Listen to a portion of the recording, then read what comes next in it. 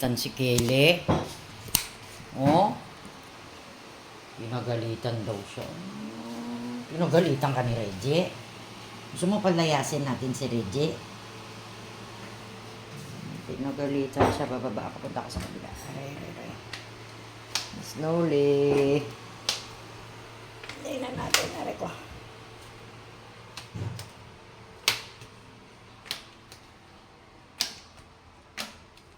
Dahan-dahan. Nasaan ka na, Inday?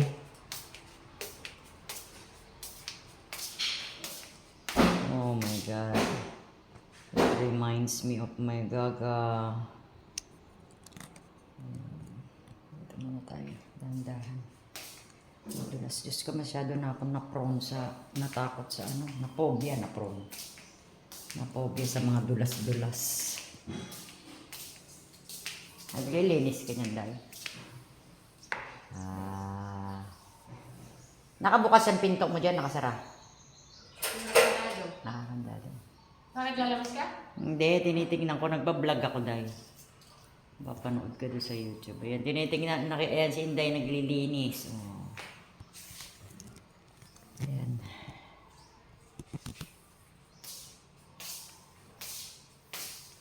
Tingnan mo yung kwarto ni Reggie. Maganda naman yung bintana mo, Reggie. Oh, ang cute. Kaya lang ang liit-liit naman ang kwarto mo. Para siyang aparador. Diba? Oh my God. It reminds me of my baby. Ano natin? Hindi naman siya dito namatay, guys. Sa bed siya namatay. Sa bed naman namatay si Gaga. Kaya lang, dyan namin siya sinakay nung ano. Dyan namin siya sinakay nung dinala namin siya sa bed. Ako, andun yung spirit mo sa ano, Rainbow Bridge. May Gaga ko pa din, oh. Miss ko ng baby ko. Grabe, tatlong cut na namin yung ano. Tatlong cut na namin yung namatay. Yung una si Mingo, and then next si Mocha, and then last si Gaga. Ganon talaga yung stage ng pagbili. Nauna talaga si Mingo, and then next si Mocha, and then si Gaga. Si Gaga ang pinakalas. Ayan o. Mga laruan na ngayon ni Kelly yan. Yung Pomeranian dog. Pero dyan siya. Pinalagay ko dito kay Reggie kasi sabi ko itatapon ko sana kasi nga nung namatay siya. Siyempre masasad kapag ka nakita mo yung mga gamit niya. So yung iba inano na namin sa labas. Pinakinabangan ng iba. Kinuha siguro ng basurero. Kaya lang itong cage yan dito pa din. Kasi magagamit pa din ni Kelly. Ito mahal ito guys. 2,000 ang bili ko. Pag ako, andyan pa ba spirit mo? Nasa ano na siya, nasa Rainbow Bridge na siya, happy na siya.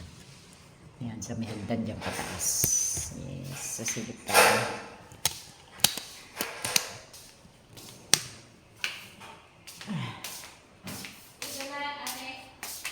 Binuksan mo? Magwawalis ka? Sige, sige. Papanoorin natin si Inday magwalis.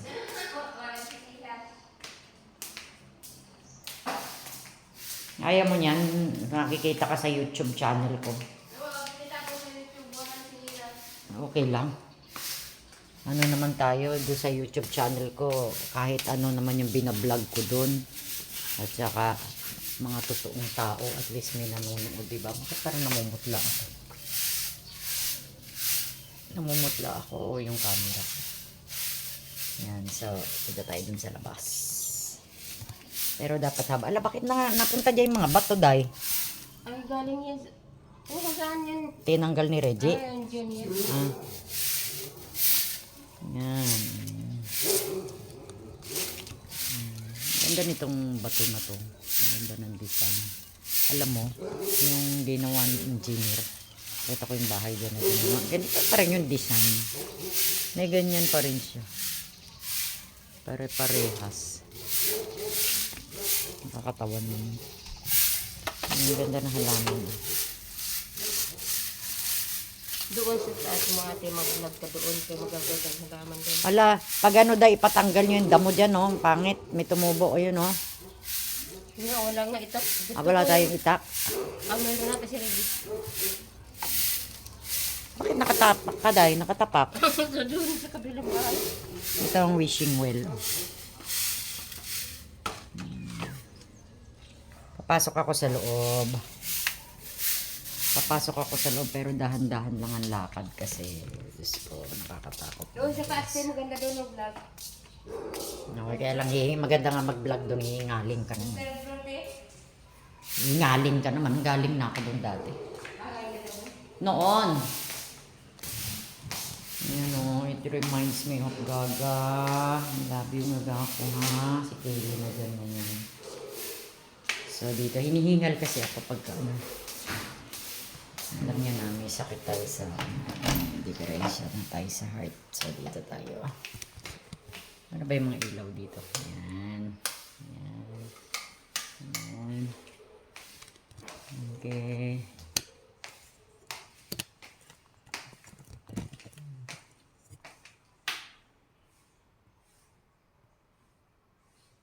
Ayan. May ano yan guys, may ibig sabihin bawat year, year of the dragon, year of the rooster, di ba? Year of the snake, ganda, di ba? Oh, nice siya. Ay, nako.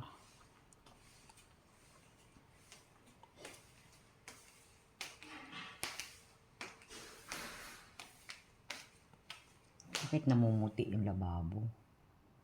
Hala, bakit siya namumuti ng ganyan? Bakit? Diba dapat ano yan? Dapat silky. Ayan, dito lang ako nag-ano. Hala. Ay, ito hihiramin ko. Kasi nagro-rosary ako. Rosary ba to? Wala, hiramin ko muna to. Rosary ba to? Nagro-rosary kasi ako. Buksan natin to. Basahin natin kung rosary ba. Yung kasing salamin ko, hindi siya ano. Ay, rosary ba? Hindi pala. Prayer. Prayer siya pero hindi rosary. Kailangan ko ng ano. Yung ano na rosary kasi nagro-rosary din ako. Tabi-tabi.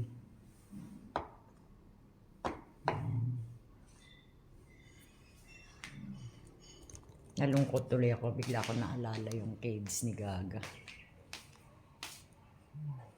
Kunin ko muna sa Gaga.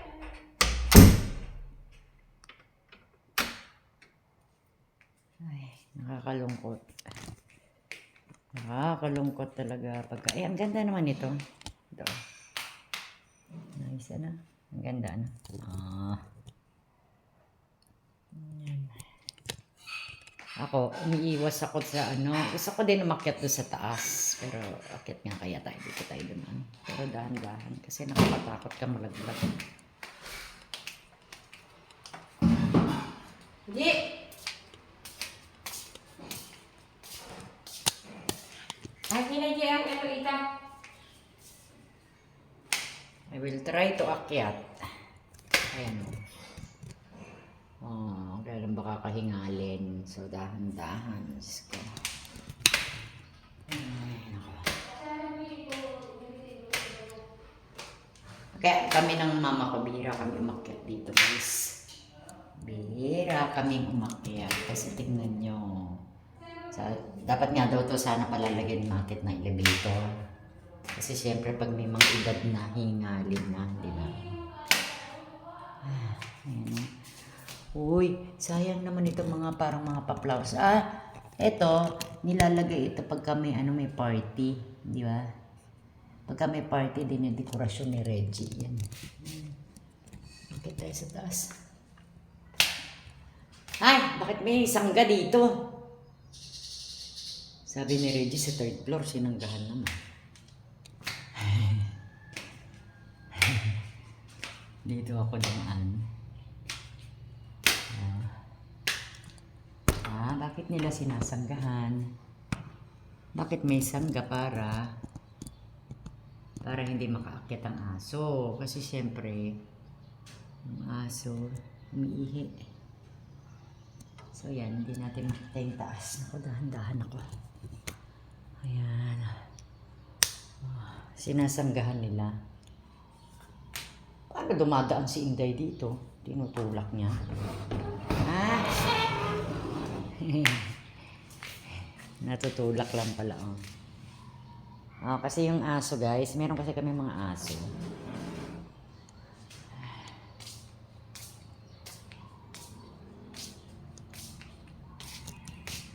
Aha, bakit may lighter dito, ha? No smoking na kami ngayon.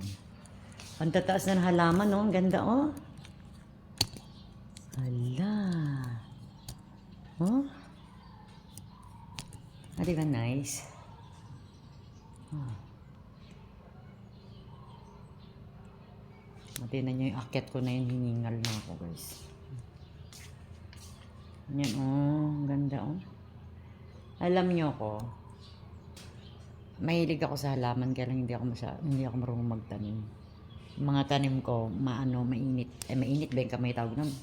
Mainit ang kamay. Kailangan daw pag nagtatanim ka, malamig ang kamay kasi nabubuhay. Kahit nga tatalbos ng kamote sa akin, namamatay.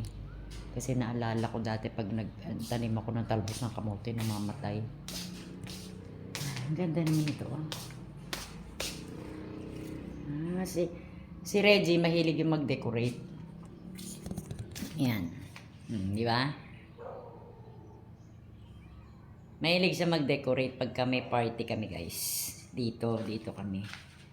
Pero doon kami lahat sa kabila. Ayan, oh, nakikita niyo yan. Di ba nice? Oh, doon kami kasi lahat nakatira sa kabila. So dito, ang kapatid ko dito. Pag nandito yung kapatid ko at saka mga pamangkin ko. Pag nagbakasyon sila dito kasi may mga kanya-kanya na rin silang bahay. Merong sa Cebu, merong nasa New Zealand. So, yan. Kumbaga, pag may bisita yung kapatid ko dito niya matutulogin. Pero ganda pala dito, no? Ganda. Alam niyo, gusto ko dapat dito sa taas, guys. Sabi ko doon sa kapatid ko. Sabi ko, sino ka kung kakwarto dyan? Gusto ko sana dyan, nung bago-bago pa itong bahay. Yan, kasi dito si Paul. Dito naman si Inday. Kaya lang si Paul, wala naman dito si Inday. Nandun mo may rosary pa doon sa may pinto niya. Kaya lang, siyempre pag may edad ka na, mahirap yung akyat panaog, di ba? Delikado, lalo na ako may history na ako na collapse. So mahirap para sa akin yung akyat panaog. Kaya kami ng mama ko, dahil mga elderly na kami, doon kami sa kabilang bahay, which is mababa lang siya. Akyat ka isang lang. Ang mama ko nga actually nasa taas eh. Dapat si mama nasa baba. Kaya lang ayaw niya doon sa baba, mas gusto niya doon sa taas kasi mas malaking kwarto doon. Kwarto dati ng kapatid ko. Wala, ang ganda naman ito. Oh, 76 birthday ng mama. Iba, sa pag may mga okasyon, dito kami guys. Akala ng iba, sabi nila, akala daw nila noon, nasa resort, nasa restaurant, gano'n. Dito yan, dito yan sa likod, sa harap ng bahay. Actually, itong harap ng bahay, yung nandun sa likod, yun ang likuran. Di ba? Dapat muna natin dyan. Actually, nakakonect ba ako sa wifi dito?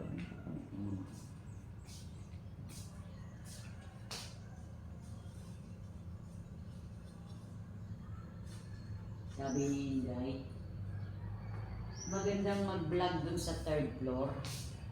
Siguro nagba-vlog siya. Nagba-vlog siguro siya dito. So, meron lang siyang maliit na... Oh, grabe, ang dami. May mga rep pa dito. Diba? Tapos ito, nakasara. Nakasara kasi may mga gamit dyan. Yung washing machine. May washing machine dito. Ang nag-aayos dito si Reggie. Ayan. Diba? Ang ganda ng banyo. Diba? Kaninong shampoo yan? Kay Inday siguro o kaya kay Reggie. Si Inday na lang ang dito. Natutulog dito. Si Inday. Kasi lahat kami andun kami sa kabila. Diba nice? May parosaryo pa siya dyan nakalak. Hindi siya nakalak. Yan ang kinukwartuhan ni Inday. Hindi na rin siya natatakot. And then this is the kwarto of Paul. Yan. Dito nahihiga si ano. Dito si Paul. Kaya lang, wala na si Paul ngayon. Nandun na siya. Holy Bible. Ano kaya pwede kong... Hinahanap ako ng ano na rosary. Oh. Ang ganda din ng kwarto ni Paul. Ano? Actually, pwede naman kaming kumuwarto dito. Pwede naman kaming kumuwarto. Kaya lang, mahirap pag may edad tapos nasa taas ka. So baka ka malaglag. Siyempre, mahirap ang akit panaog. Kaya mas pinili namin doon. Wala nga pala akong TV. Ako naman na may ayaw magkaroon ng TV sa kwarto kasi mapupuyat ka ako. Pero minsan nakakamiss din naman manood. Dito ba sa Holy Bible, meron bang ano ito? Merong... Pwede ko bang hiramin tong Holy Bible? Kay Paul ito eh. Kunin ko yung Holy Bible. Wala naman si Paul dito. Diba? Ang hinahanap ko yung sa rosary. Kasi nagro-rosary ako gabi-gabi. So, pag-aralan natin yung ano, yung sa Holy Bible. Ang cute. Ano to? Happy birthday. Bakit sino nag-birthday? Ang liliit. Doon na lang. Doon naalala ko tuloy si Paul. Dito siya nahiga. Pero pag andito si Manong, dito nagpapahinga si Manong.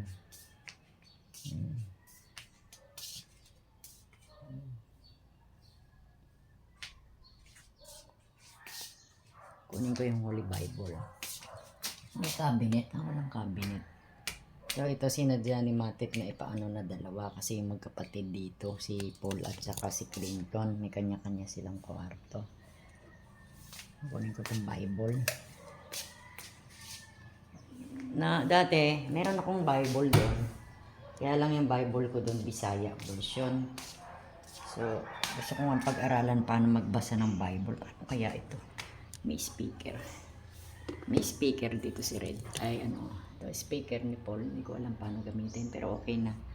Kasi minsan nag-live stream pa rin ako pagka na-miss kong kumanta guys.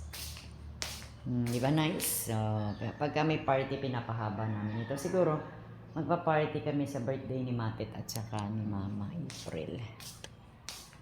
Kasi hindi muna ako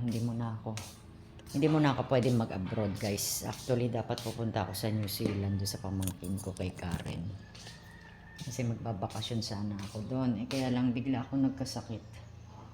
Bigla akong nagka-problema sa heart. Hala ka, etong kutsara na to, galing UK. Oh. Naalala ko yung asawa ko yung ano nito. Yung asawa ko dati. Sabi niya nung pauwi ako dito. Bumili ka ng ganyan. Ipasalubong natin sa kanila. Marami mga mimis. Ang gaganda ng mga dekorasyon. Oh. Hindi lang kasi naasikaso. Alam nyo, nung bata-bata pa ako guys, mahilig ako mag-ano ng mga decoration. Mga kapatid ko dati naiinis kasi yung lamesa namin. Mamaya nasa right side, sa north, mamaya nasa south. Ganun pa, iba-iba ako ng ayos. Sabi nila, ano ka ba ate, nahihilo na kami sa ano mo. Saka aayos mo ng ano, yung mga gamit sa bahay ba? Yung mga table, kama, dining. Wala akong ginawa kundi maglipat na maglipat. O ngayon nahihilo yung mga kapatid ko. Ngayon, nung tumanda na ako guys, wala na. Nawalan na ako ng hilig na mag-ayos-ayos. Mag-ayos-ayos. At saka lagi naman maayos dito sa bahay ng kapatid ko kasi may mga katulong. Kaya hindi kami nag-aayos. Sila lang. Pero dati mahilig ako dyan. Mahilig ako. Yung naalala ko pa dati, pagka maglilinis ako, uso pa yung floor wax dati.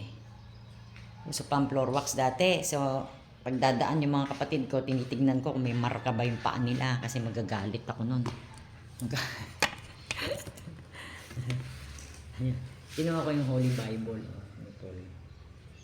Mag-aaral ako magbasa ng Bible. So, yan, bababa na tayo. Okay. Doon ko ihaharap ang aking camera. Kasi bababa tayo guys.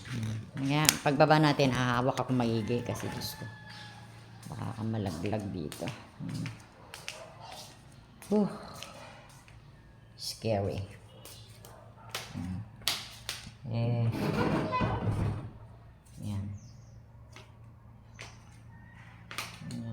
talaga, grabe, ano? Pagka yung edad mo, mga 20s ka lang, kahit na tumakbo ka pa ng tumakbo dito.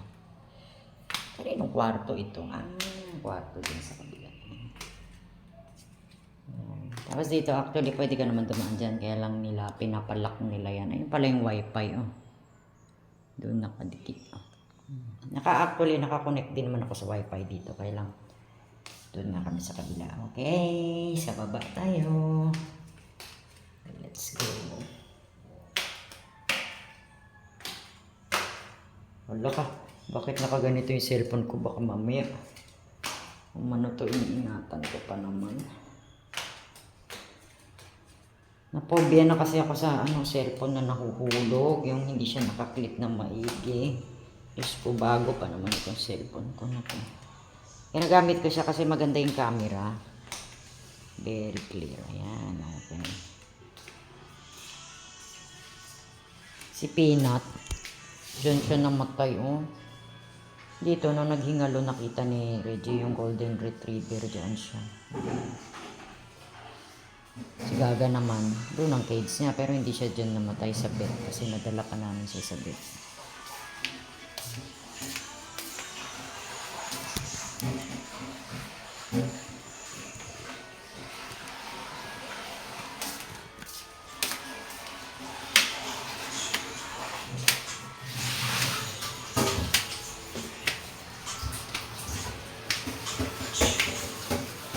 Kinuha ko yung Bible ni Paul.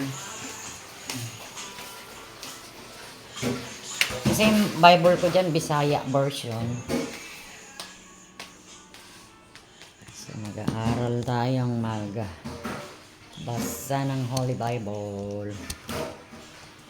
Inom muna ako ng tubig.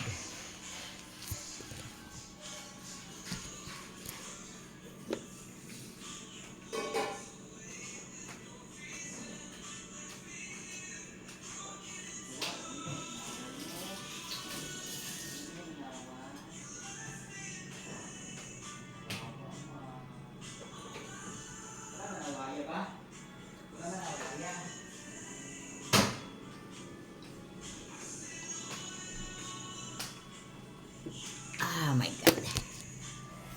So, yan. Yay, may Bible. Pag-aaralan ko magbasa ng Bible. Marunong naman ako magbasa, kaya lang yung, paano yung function ng page by page. Kasi dati nagpapaturo ako sa kaibigan ko. Sabi ko, bakit? Hindi ko maintindihan. Ngayon, nasa page, ako. Mamaya malilipat ako sa ganitong page. Ito yung Bible ko, guys. Bisaya version. Niregalo lang to sa akin nung madre. Grabe, matagal na yan. 2000 siguro. 2000. So, yan. Nakikita ninyo. Yan, dyan nakalagay yung aking mga papeles. Kasi by Monday, papeles sa, sa aking, tawag nito. Mga reseta, mga request ng mga doktor, ganyan-ganyan. So, kasi by Monday, naisip ko by Monday, guys, tumingin ulit ako ng, magpapa-second opinion ako. Actually, may doctor, yung cardiologist ko is the best doctor naman. Siya, special, cardiovascular specialty, parang may tawag doon. So, ang concern ko lang kasi noon, yung TEE, na tawag nito, endoscopy. So, yung endoscopy na yon, di ba naka-schedule ako by April 2. So, ako kasi napanood ng kung ano-ano eh. So, napanood ko, sabi medyo nakakatakot kasi guys, papasok sa bunganga mo na parang ballpen siya. Tapos yung mga iba daw, may mga side effect daw. Siyempre, hindi naman yung sasabihin ng doktor ko hindi safe, di ba? May mga side effect daw na exopagus mo, parang magdudugo, ganun. Tapos isang linggo ka daw magkakaroon ng sore throat, may mga ganun. Tapos may nabasa pa ako, sabi ganun, yung isa daw dun, sinubukan daw niya yan dati, nag-cardiac arrest daw siya, buti daw na-revive siya. So parang nakakatakot tuloy. So parang ang ko is, sasabihin ko muna doon sa doktor ko, magpapatingin ako sa ibang doktor, para malaman ko kung kailangan ko ba talaga yun. Yung TEE na yun. Kasi baka naman may ibang option na pwede nilang gawin na hindi TEE. Kasi lahat naman ng test ginawa na nila sa akin eh. So nakita naman nila kung anong problema sa heart ko na may blood clot nga daw, thrombosis, parang ganun. I don't think so if that is thrombosis kasi yung tinatawag na thrombosis is nasa lungs yata, hindi naman sa lungs, so sa heart naman yung akin. So yun, kaya siguro yan pinapagawa ng doktor ko kasi gusto niya malaman kung kagano nakadami yung blood clot sa may heart ko. So, baka yun ang term or paraan para makita nila kung kagano karami yung blood clot. Kaya lang nakakatakot nga, baka naman kasi may ibang option na gagawin sa'yo or either na kita na nga nila na may blood clot ka, ade, baka naman pwedeng ituloy-tuloy ko na lang yung paggagamot ko, hindi ba? Para mawala lang yung blood clot, parang ganyan, para gumaling ako, hindi ba? Oh. Kaya lang, yun nga, titingin ako ng isa pang doktor na dati ko din naman doktor ko yun noon, si Dr. Ed Milaw. Dito rin siya sa medical center. Or else si Dr. Roca. Is the same din nung aking doktor na cardio. Lahat sila ay mga cardiologist. Kaya lang what I'm saying is magsi-second opinion lang ako. At tatanungin kung talaga bang kailangan ko yun. Kasi siyempre ang mga doktor guys, gusto siyempre nilang makasiguro na eto gawin mo to laboratory na to, gawin mo to para ma-sure nila, hindi ba? Oh. Kasi naalala ko yun na sinabi ng doktor sa akin para malaman natin kung dadagdagan natin gamot mo, babawasan natin, napapalitan natin, wag ka munang bumili. So, ibig sabihin kailangan yung TEE. Kaya lang nakakatakot yung procedure niya. So, pag sinabi ng doktor na second, pag nagpatingin ulit ako at sinabing kailangan ko talaga yung TEE, eh wala talaga akong magagawa kundi ulitin. I mean, gawin yung procedure na yun. Kailan nakakatakot. Oh my God, ang tagal. Ewan ko, hindi naman ako matatakotin sa ospital. I mean, yung mga pagkukuha ng dugo, yung mga ganyan, di naman. Ang ano ko lang yung mga surgery, yung mga ganyan. Kasi once na pumasok ka na sa ospital, guys, lalo na't na surgery ka, talaga magpa-pray ka. At sasabihin mong, Lord, ikaw nang bahala sa akin kung makakalabas pa ako ng buhay, di ba? Yun, sa bunganga lang naman. Kaya lang parang nakakatakot. Isa pa, hindi ako pwedeng mag-general anesthesia. So, nung nakausap ko naman yung doktor ko, sinabi naman niya, pwede naman daw yung gawin nang gising ka.